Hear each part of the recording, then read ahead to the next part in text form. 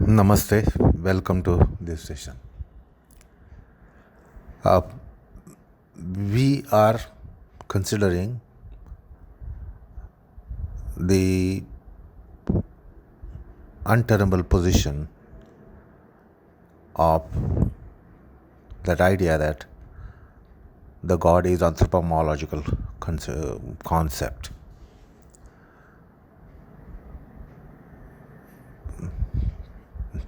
The God is self-valid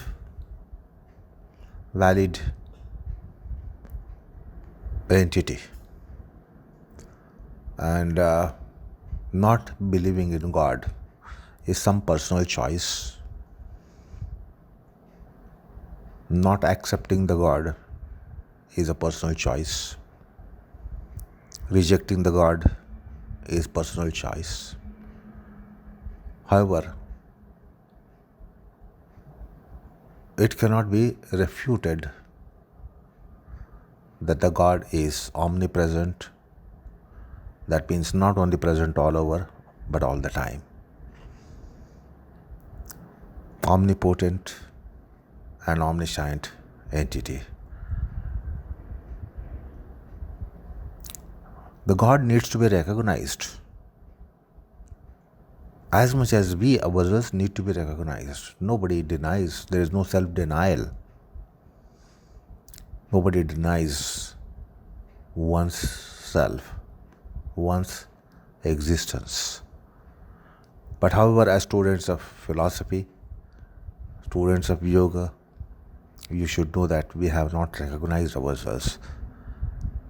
We need to recognize ourselves. That is what is self-realization. We exist, but we are not recognized by ourselves.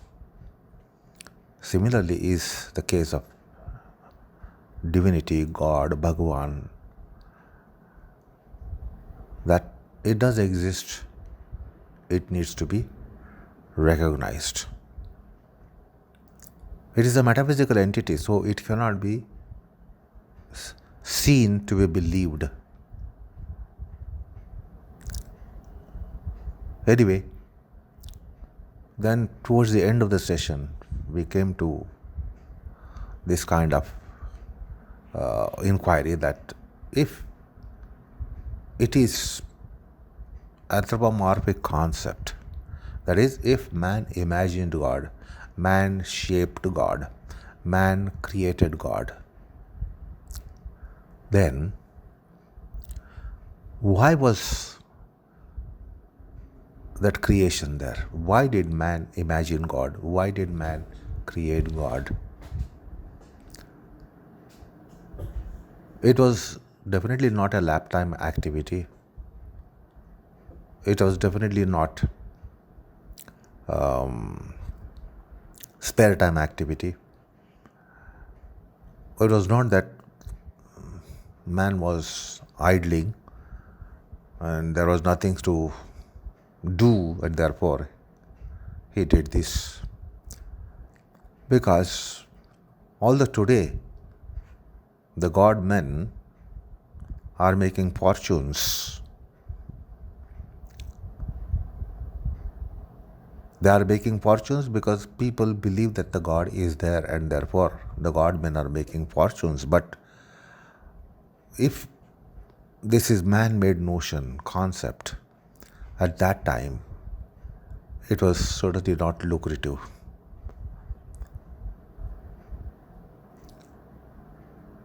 So, the fact is that man needs something like that to be believed. Man needs something to be worshipped, to be believed. That's a need of human mind. So, what we are going to consider today is that a set of essentials for mankind. Okay, let's say that it is anthropomorphic and not that animals need and man needs. This has to be accepted. Now let's try to understand how it is a need of the man to have some entity as God, as divinity, as something as last resort and only as resort, perhaps. So, a philosophy deals with essentials of mankind, because philosophy is meant for man. Although the philosophies are all realities, it is such a reality that man needs it at some stage in his life or at some point in time. Although the fact of the matter is that it is all the time needed, sometimes the God is badly needed. There are some situations in life when man is particularly helpless, hapless, hopeless in negotiating the conditions in life, then some such thing is badly needed. So today we are going to consider a set of essentials for human being, set of essentials for mankind. Biological species have essentials, and in case of human being, we have heard about this, that the social sciences speak about essentials of mankind. That is air, water, food, and shelter. Now this can be extended to entire biological creation, that life needs air, water, food, and shelter. And we have heard this in our social sciences. These are needs for their subsistence. The biological creature, the life on the planet, needs this for its subsistence. However, considering that the animate world has psyche, consciousness, mindset, it should be accepted that they also need some other things as essentials. The funny thing about essentials is that we say something is essential, but when that essential is satisfied, when that essential is ensured and satisfied and had, something else crops up as essentials. If that is also attained, then something else. So essentials are, if they are attained, you find something on the horizon. So that's the case of essentials. Like if you study the human mind will say that this is most essential thing for me, I must have it. Okay, if that is had it, if that is had, then it's not that the man is accomplished. Something else crops up, appears on the horizon, and then man starts feeling that too is essential.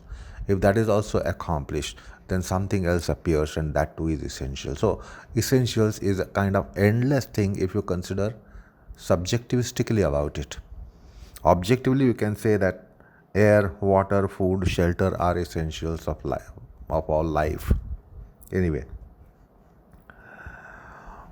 what else is essential for mankind? Okay, if these are satisfied, you have given air, you have given water, you are given food and shelter. That much basic and fundamental, or perhaps more basic and fundamental, is something else. Many times you may not be having certain things, like there are so many people who don't have shelter. There are many people who don't have the food whenever it is needed. There are sometimes about water. Wherever water is badly needed, the water is not available. And when the air is not available, then one chokes. So it is possible. There is no rejection or refutation that these are essentials, but there is something else which biological creatures need. That is, the first thing is delight, happiness, contentment, bliss, joy. So this is something that the life needs it. If the sociological four essentials are given, and then if the delight and happiness is not given or not had, one can imagine the plight of life. So the delight is one thing, and as I said, when it is delight means happiness, contentment, bliss. So that's one thing. The delight and happiness. Then sense of security. The life needs to have sense of security. Insecurity creates miserable condition, and more so for mankind. If you are secured, understand your condition. If you are not secured, understand your condition. So that security is also an essential thing. So we will identify something as essentials. This is also absolute essential. All biological species have innate tendencies. That is characteristic of all life. It can be human life or subhuman life or superhuman life. Yet you will find that there are certain innate tendencies in life. Life means tendencies. You can't come across life without whatsoever tendency. Thus, it may be admitted that gratification of these tendencies would become essential. Gratification of tendencies would also become essentials. In case of human being and socio-economical sciences, they say that food, clothing, shelter are man's essentials. Philosophical sciences might have another set. That is what we are discussing here. Another set of essentials. So listen to these.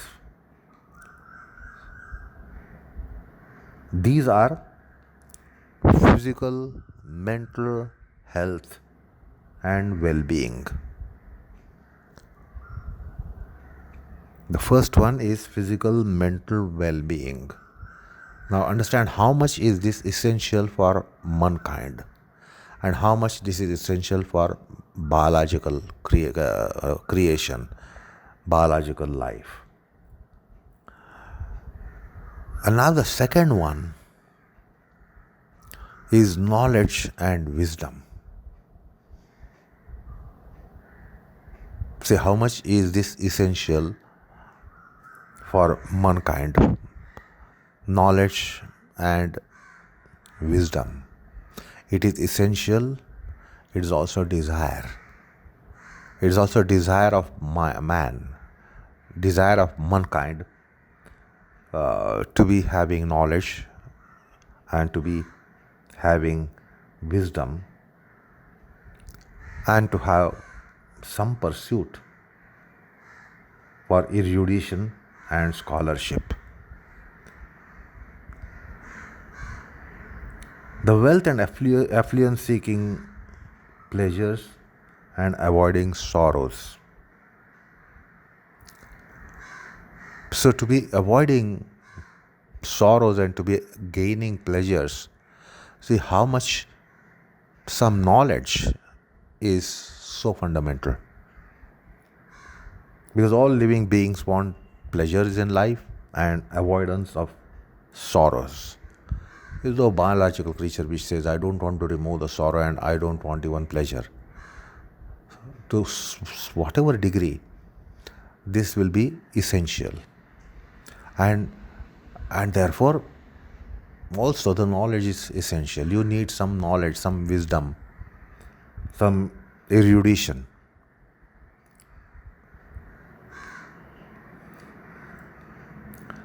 Then the man yearns for peace and contentment, and that's true in case of all biological creation. They don't just want to live, they don't just want to be subsistent, but they want even peace and contentment. And this peace and contentment in mind, intellect, emotion, psyche, consciousness. Every human is endowed with a kind of cultural background. If you look at ourselves and the human race, it is always endowed with some kind of cultural background, ethnicity, ethnic background, heritage, and karmic background. It is noteworthy that the thirst for knowledge landed man into inquiry into so many things. Man wanted to know so many things, and this is characteristic aspect of mankind. It may not be there so much in subhuman species, subhuman life, but for man, this is very, very noteworthy thing. So therefore, man landed into inquiry of so many things, sooner or later. Then the fourth essential, namely some pursuit for peace and contentment, made man aware of spiritual contentment. So it is because of the thirst for knowledge, man ended into inquiry of God. So why man went into inquiry of God, and maybe, as some of them proceed, that a man has ideation of God. It is the man who thought of God and created God. So it is out of this, even out of knowledge process, man went into inquiry of something as God. Maybe if it is believed that it is anthropological concept, man needed it, and therefore man thought of God, imagined of God, and perhaps created God. And then the peace and contentment, which is the fourth essential. For that sake also, man became aware of spiritual contentment, not only physical contentment, not only sensory contentment, not only mental contentment, but something beyond even mind. So that is what is called spiritual. Something beyond the mind is said to be spiritual. So God was again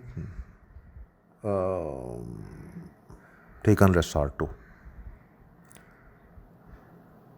Worship was identified as another way to have contentment.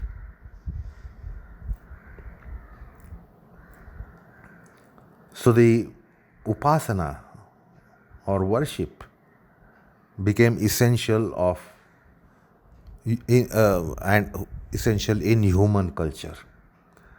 Thus arose the worship for which the God became resort.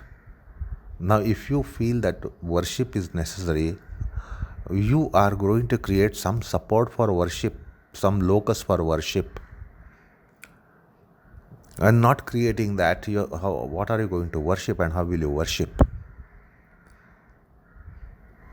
So, the deist found God as the means for all above four essentials, and God became the means and the end itself, or the end and means itself. So, these are the four essentials which philosophical sciences identified. When I say philosophical sciences, the sciences which are seeking reality, which are going after reality. So, as sociological sciences identified some essentials like food, shelter, and clothing, or air, water, food, and shelter. The reality seeking human psyche identified these essentials and understand how this is as important as food, water, and clothing, or food, shelter, and clothing. And there, how the God became an essential, became a need because of the tendency to have wisdom, knowledge, ability, and then to have peace and contentment, for which some worship became necessary. And therefore God was needed. The metaphysicists postulate that the God is essential for existence of man and the even universe at large. In contrast, stark materialists will find omnipresent God only in their wealth and material pleasure. The intellectual will find omnipresent God in his own intelligence and discriminative power.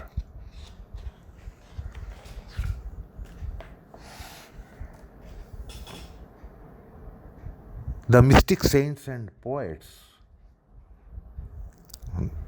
they have said that in fact there is no human anywhere on the planet being complete atheist.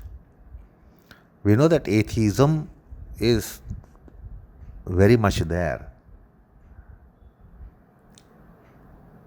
A profane man only rejects the concept of God that is prevailing as Shiva, Vishnu, Krishna, Ganesha, Dattatreya, Brahma, Shakti, Bodhisattva,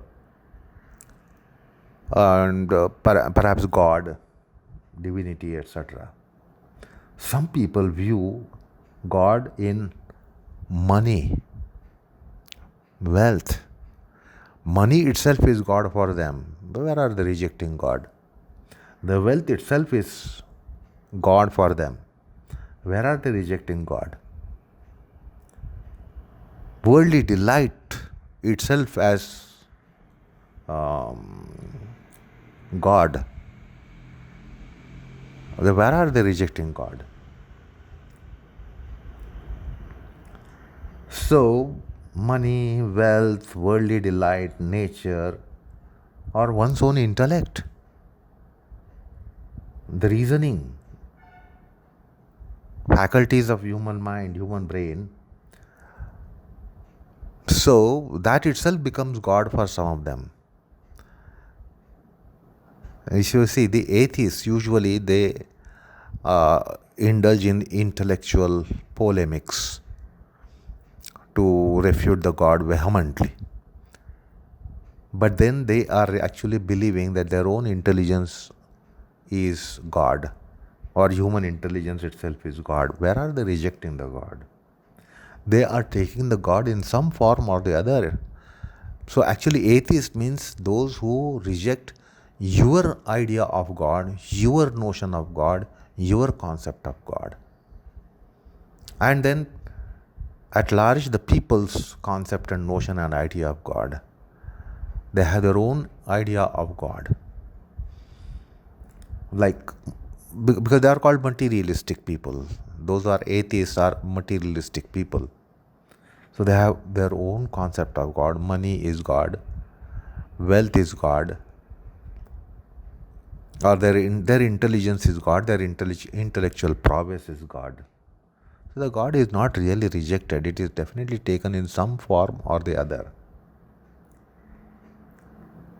So they only say that the mystic saint further says, your God is not his God, and his God cannot be your God.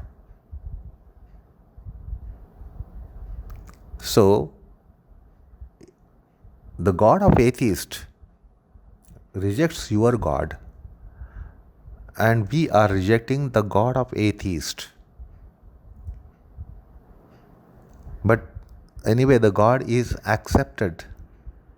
When you reject, that means you are accepting it as an entity, but then you are rejecting it. So the mystic saint has wonderfully put forth the fact and reality that your God is not his God, and his God cannot be your God. That's why there is that conflict between atheist and theist. A profane man can only despise or be contemptuous of the isms, the religions in the forms of isms, but cannot really reject the God outright. The truth is that the man has been going in search of God from time immemorial.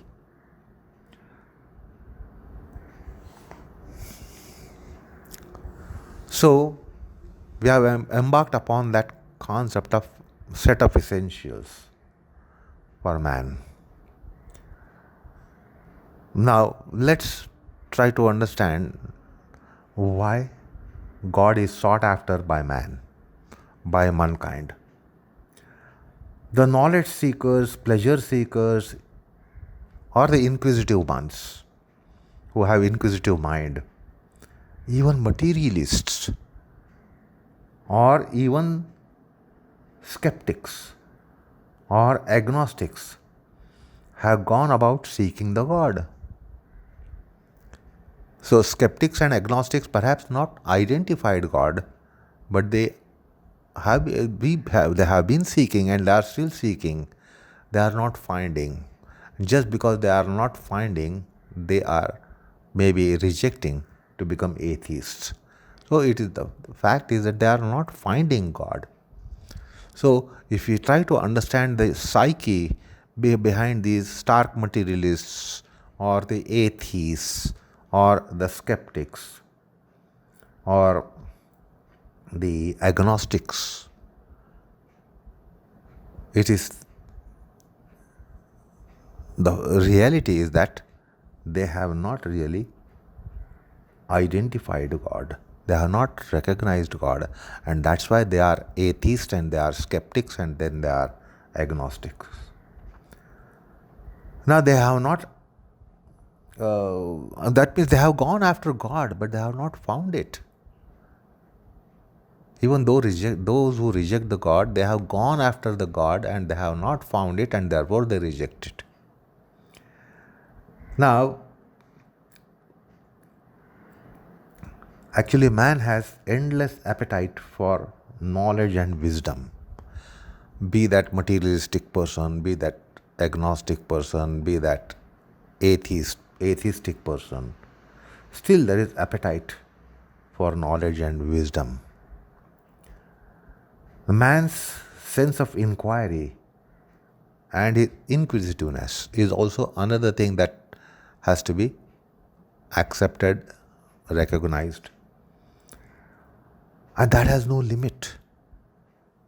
The inquisitiveness has no limit. Sense of inquiry has no limit. Humankind Uh, Curiosity too is unquenchable thirst and hunger. The metaphysical reality postulates that the God is all pervasive. This explains why the quest for God is an inevitable human pursuit. Now, if it is all over, it is in all places, it is everywhere, it is all pervasive and therefore omnipresent. Why will the inquiry not be there? Why will be there no inquisitiveness about something which is all pervasive everywhere? This explains why the quest for God is an inevitable human pursuit. On an earlier occasion, we had considered the Pancharatra view. The divine is called Sankarshana, meaning an all pervasive essential gravity. This gravity is not escaped anywhere, any time, by anyone. That is Sankarshana. One may leave the planet or solar system or even any galaxy or this galaxy. However, one cannot escape gravity. One will never escape gravity. One will be always in some gravity or the other. That is Sankarshana. The postulation here is that only theists have been seeking God. But that is not true. Even atheists are seeking God. The skeptics are seeking God. The agnostics are seeking God. Everyone is actually seeking God. Stark materialistic person is also seeking God. They are in search of God, divinity, Almighty. However, the pursuit of divinity by mendicant ascetics and those who were exalted renunciates, they had an exceptional priority for God. Maybe that priority was not that much for atheists or is not there for atheists, skeptics and agnostics. However, it cannot be ruled out.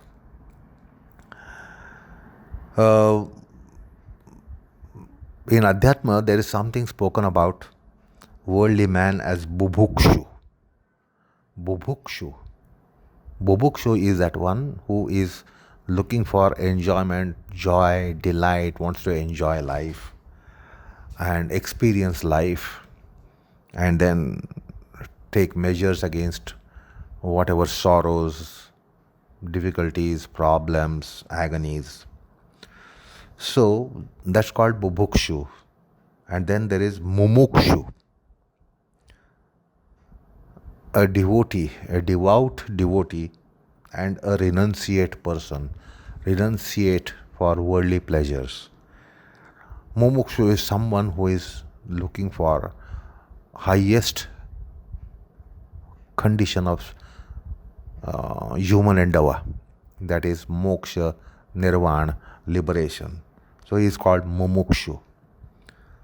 So bubhukshu and mumukshu are two kinds of people, both in search of divinity. In any case, both are in search of divinity. Of course, their intentions are mutually opposite to each other. Bubhukshu and mumukshu both have their intentions mutually opposite. However, they are all seeking God. They want to know the God. They want to have God. So according to a mystic saint poet, they go in mutually opposite direction and pursuit or intent.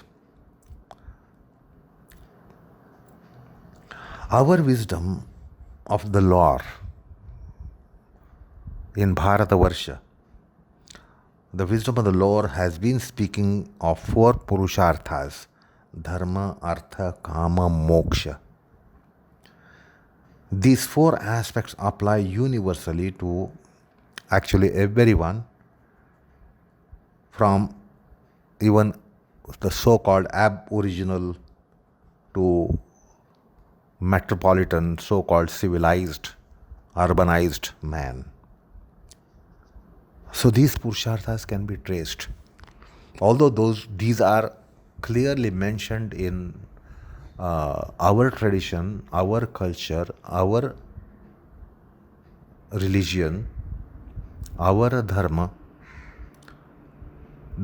artha, kama, moksha are 4 purusharthas.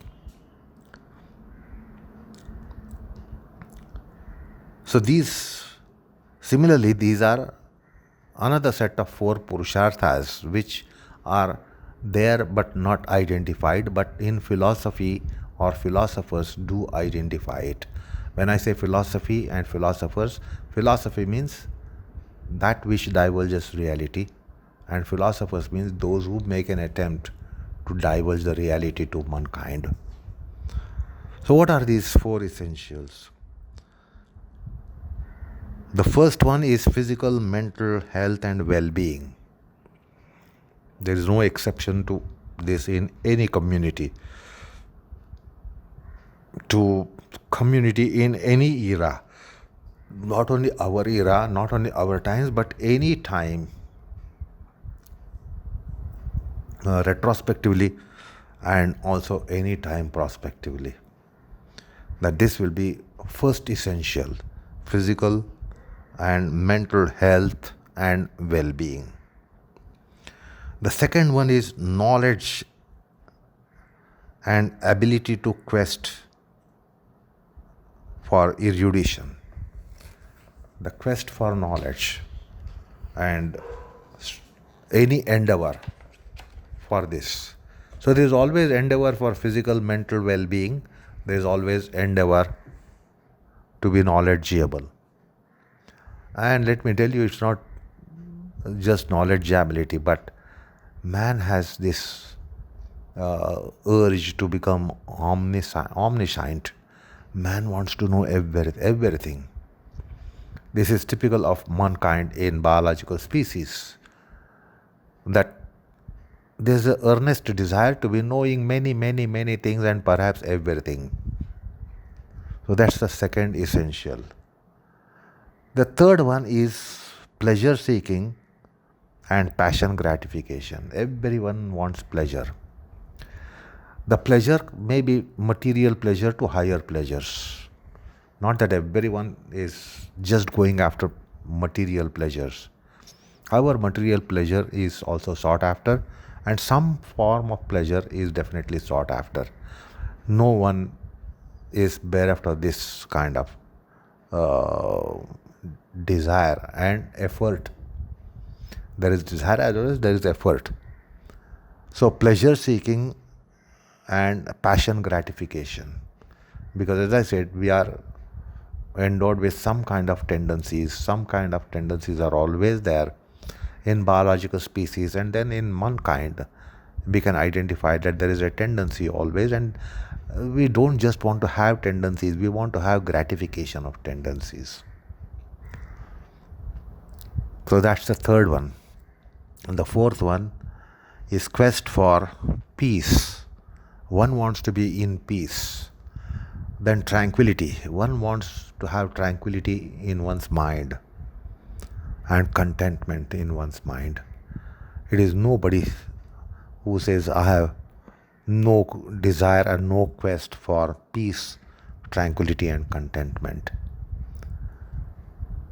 So the age-old Vedic culture, age-old Vedic religion, not an ism, but religion, dharma precisely, and the literature The Vedic culture, Vedic dharma, Vedic Samskruti provides an excellent life plan to be attaining all this and perhaps even accomplishing all these four essentials which were just now listed. Sadly, this culture has shrunk in our times. Little open-minded inquiry will tell you that Vedic culture was very, very expansive. Today it is limited to just one country in the world, or maybe a couple of countries in the world, and that too it has shrunk in that country also. So in our times it has further shrunk. This is just because that this is Kali Yuga. This is that dark era that we are living in, Kali Yuga. So the Varnashrama Dharma has the best capsule of that life plan. So little open-minded inquiry will tell you that Varnashrama Dharma will be best in catering these four essentials. That's called Varnashrama Dharma. It gives an immaculate plan, accomplishing plan for four Purusharthas, namely Dharma, Artha, Kama, Moksha, and also these four essentials. These are best justified by Sanatana Dharma, which is Varnashrama Dharma.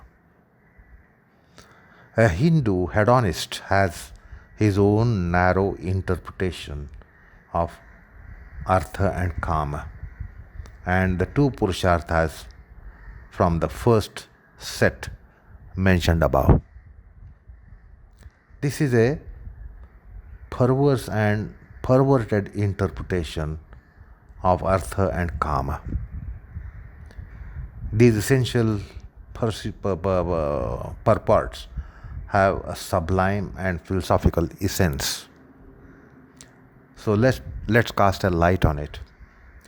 Let us now consider the second set of Purusharthas, which has universal status. In the modern world, these have a very high priority. The first Purushartha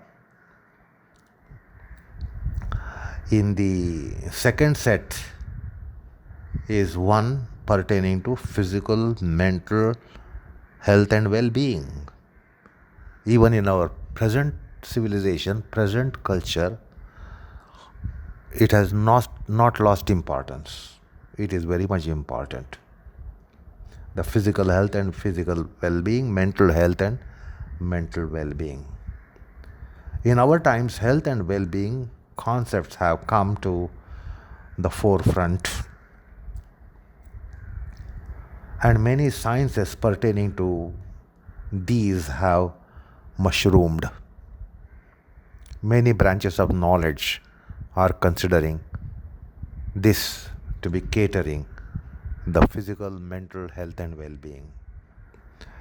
This includes body sciences, anatomy, physiology, or anatomical sciences, physiological sciences, medical sciences, sports, exercisive sciences, dietetics, remedial sciences, medical sciences, etc.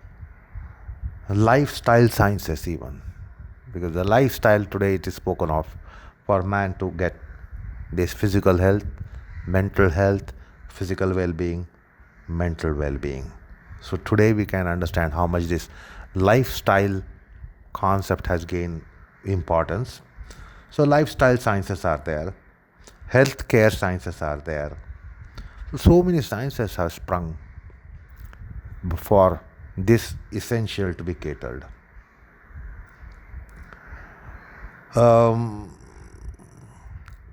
The second Purushartha in this set pertains to wants, desires with respect to knowledge, want of knowledge, the wants with regards to knowledge, and the desires with regards to knowledge. As I said, man wants to be omniscient, in fact, and the wisdom pursuit. So there is a thin line between information and knowledge, which we have often spoken about. So a lot of knowledge branches have sprung up because of this and for this, the desire for knowledge, to quench the thirst and hunger for knowledge. These include physical sciences, biological sciences, natural sciences, engineering and technological sciences, social sciences, political sciences, economic sciences. So then humanity sciences. So many sciences have sprung up for this thirst and hunger for man to be knowledgeable and for to be erudite. So you can identify so many branches of knowledge.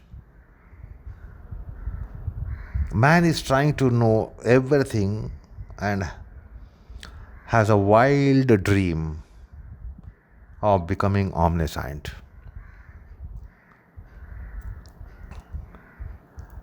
So that's about the second Purushartha that we are mentioning. Now the third Purushartha in the second set pertains to universal desire for pleasures, delights, happiness, and means of those, the means of attaining that happiness and delight, etc., etc. So in every culture, every society on this planet, this hunger and thirst is there, and this is sought after very much. Thus have come up to many discoveries and inventions. Why man has invented so many things? It is to be happy, to gain happiness. It could be even pseudo happiness, and we know very much that it has been pseudo happiness which man is trying to quench through some technological developments. So whether it is pseudo happiness or real happiness, there are pursuits, and that's why man has this endless thirst and hunger to be exploring and inventing, discovering and inventing.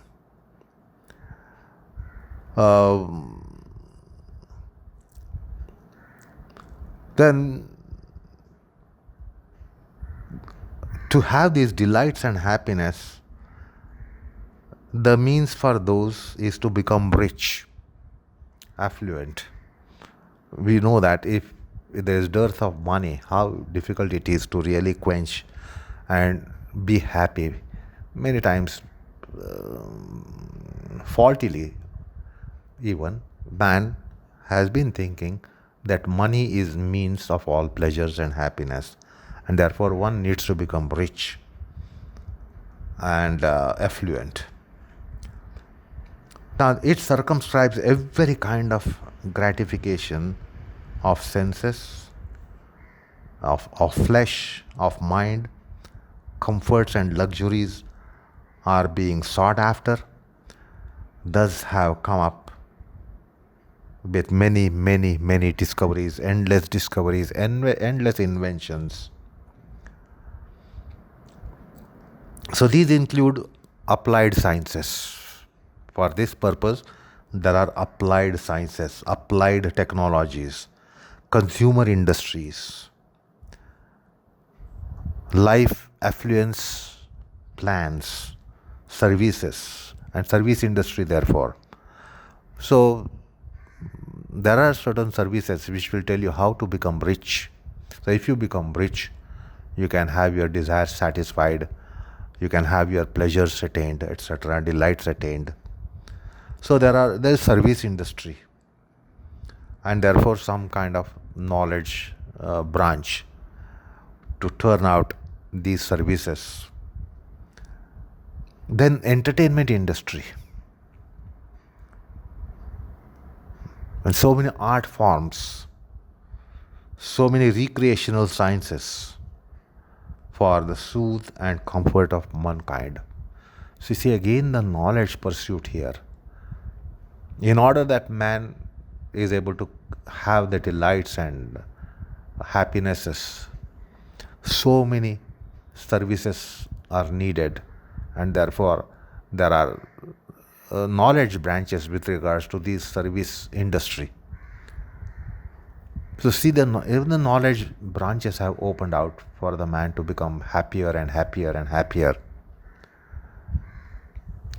Then the fourth purushartha in the second set is sukha, shanti, samadhan, and kritakrutyata.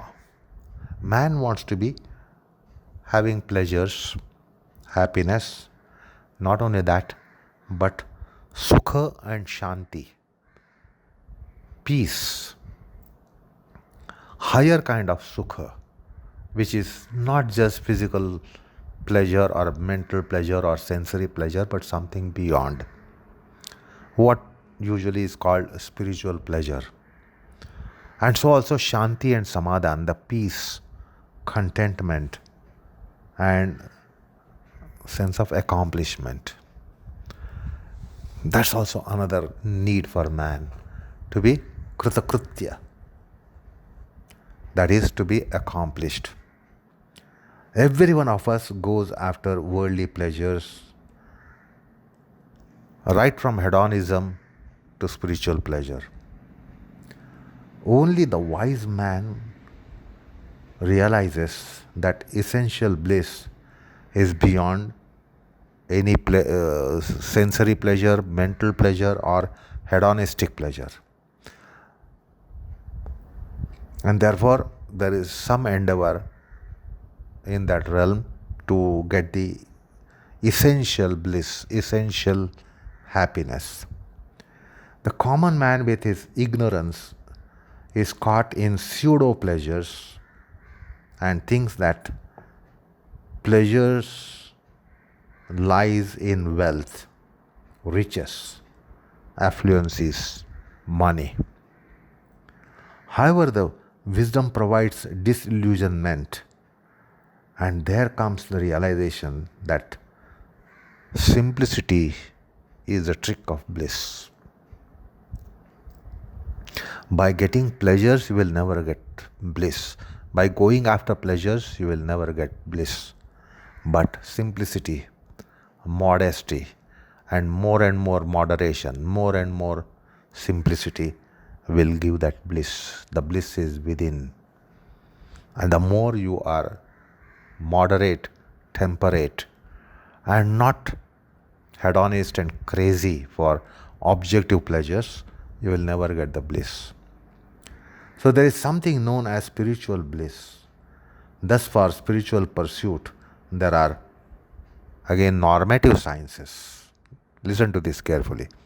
There are normative sciences, there are moral ethical sciences, there are philosophical sciences, there are religious sciences, there are spiritual sciences, there are occult sciences, there are adhyatmic sciences, and there are faith and belief systems. So see, the pursuit of knowledge in all these realms. So human history teaches us that from time to time, several reasons, including changes in value systems, what was right, what was wrong, what was good, what was bad, one discarded something and cherished something, abandoned something, banished something, and embrace something. And even today it is going on. Now, what is sought after, relished today, will face the same fate in future, that it will become antiquated. Because so many things have got antiquated today. Idea about pleasures, means of getting pleasures, the ways of getting pleasures, ways of getting knowledge, etc., etc. So what we have today will be antiquated. Soon it will become obsolete, and we will go for some new discoveries and new embracements. The good, the meritorious, the virtuous are relative values subject to the vagaries of time and place. This has to be recognized. What is true and right and convenient in one era gets the opposite status in another era. Not only it is set aside, but that becomes bang opposite to human gravities. Antiquity has been a disease for value system. Numerous civilizations and their value systems have thus come and gone. However, Sanatana Dharma has indeed been immortal and eternal in that sense.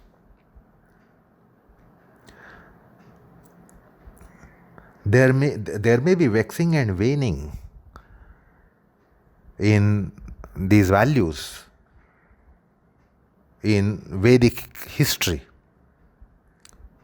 but yet it is still there and it will be there. Sanatana Dharma is also eternal Dharma. Sanatana culture is also eternal culture. It might be waning and waxing, that's all. It has never been and never will be extinct. Dharma waxes and wanes from eon to eon, from yuga to yuga, from time to time. In Satya Yuga, Dharma was said to be in full bloom on 4 legs, occupying all 4 quarters.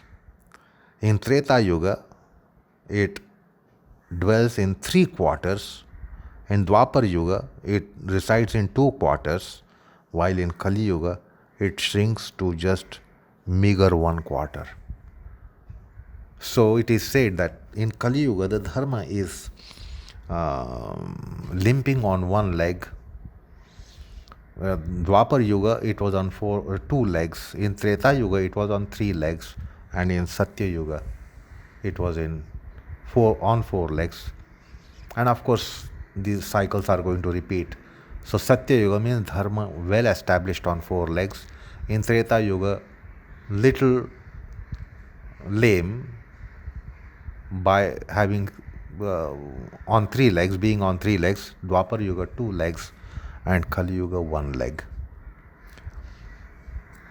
So it is important to understand that some values are eternal and permanent, and these have come down to us from time without beginning. These are transmitted by actually Satsanga, Sadhana Sangha and Shastra Sangha. So even if we take recourse to that, we will be definitely going beyond the Kali Yuga gravity, and we can definitely perhaps get even Dwapar Yuga gravity, Treta Yuga gravity and Satya Yuga gravity. So that we can be even on 4 legs by Satsanga, Sadhana Sangha and Shastra Sangha. So these are eternal, timeless aspects of Sanatana traditions, Sanatana Dharma, Sanatana culture, which has been and is being as well as will be transmitted by Shruti and Spruti. The traditional Ahar, Vihar, Achar, Vichar concepts which we have considered often, the intakes, the social movements, the personal conduct and thoughts, they too are transmitters of this Sanatana fabric of culture. Each astika must take it as a duty to transmit heritage, even if it is not serving practical purpose of oneself during the lifetime. So, certain things you will say that what is the purpose of all these practices?